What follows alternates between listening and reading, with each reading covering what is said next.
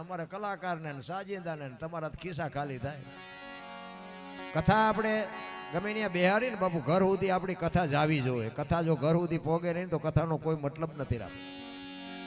એક રામ કથા ગામમાં બેઠી હોય અને રામચંદ્ર પરમાત્માના કોઈ પણ પ્રસંગ આવે, એક વક્તા બાપુ વ્યાસપીઠ ઉપર થઈ અને વાત કરતા હોય કે રામ ને ભરતનો પ્રસંગ આવે અને ભાઈ ભાઈના પ્રેમની જ્યારે વાત કરે અને એ પ્રસંગ સાંભળ્યા પછી જો ઘરે ગયા પછી નાનો ભાઈ મોટા ભાઈને બથ ન ભરી લે તો બાપુ કથાનો કોઈ મતલબ નથી.